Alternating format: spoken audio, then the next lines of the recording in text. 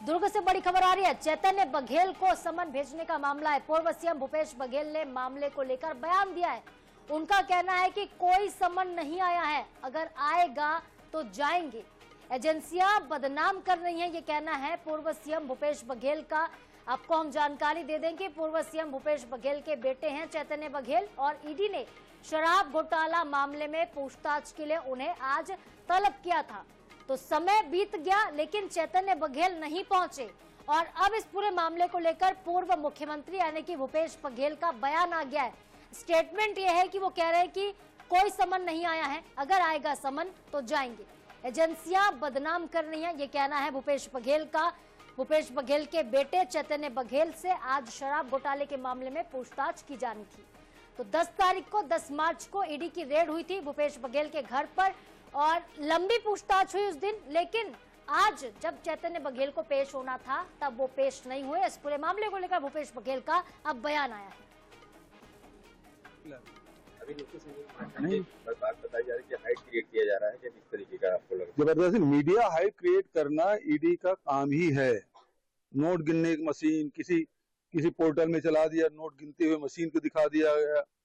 तो ऐसे media hype create करने का काम ईडी का है, बदनाम करने को। एजेंसी के उपयोग इसलिए किया जाता है कि किसी सामने वाले को बदनाम करना। भूपेश बघेल का वो बयान सुना जिसमें वो कह रहे हैं कि ईडी का काम है हाइप क्रिएट करना मीडिया में। ईडी जो है, जो एजेंसियां हैं, वो जानबूझकर बदनाम करने की कोशिश कर रही है, ये भी वो कह रहे हैं। और चैतन्य बघेल को कोई समन नहीं आया है, अगर समन आएगा तो वो पेश होंगे, ये बयान आया है भूपेश बघेल का। और ये भी वो कह रहे हैं कि जानबूझकर इस तरीके से देखिए बदनाम करने की साजिश है।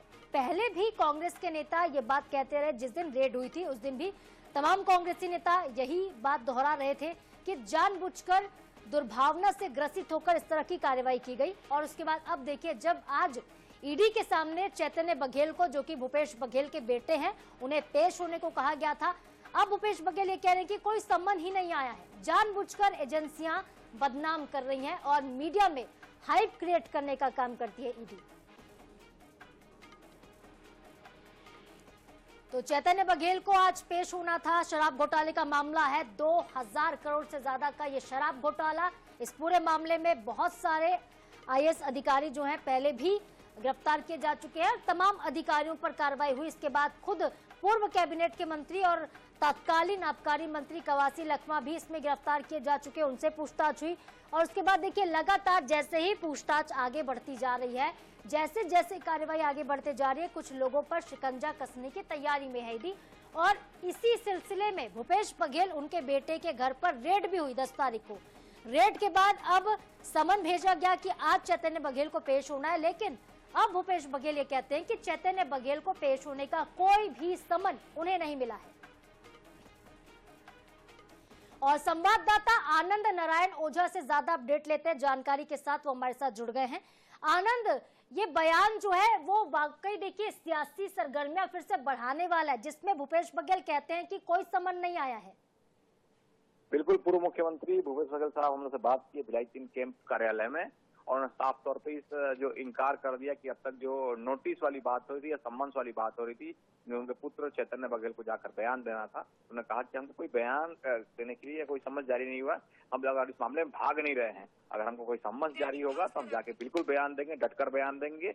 ये उन्होंने पूरा आकर बयान दिया है। और उन्होंने कहा कि मीडिया में एजेंसियों द्वारा भाजपा के इशारे पर हाइप दी जा रही है, पूरे मामले को बदनाम किया जा रहा है, ये उन्होंने बयान दिया है। तो पूरी अटकलों पर विराम लग गया, अब तक ये कहा सकता है कि समन्स वाली जो बात थी और आज जाना था चैतन्य बघेल को बयान देकर, तो अब तक ये कहा जा रहा है कि जो भूपेश बघेल बयान दिया है उसमें अटकलों पर विराम लगता हुआ दिख रहा है। आगे इस मामले में क्या होगा देखने वाली बात होगी। जी आनंद, अगर हम ईडी की बात करें तो ईडी ने तो समन भेजा था और पेश होने को भी कहा गया था, तो फिर यहाँ पे इस तरीके से बयान क्यों दिए जा रहे हैं भूपेश बघेल की तरफ से कि समन ही नहीं आया है?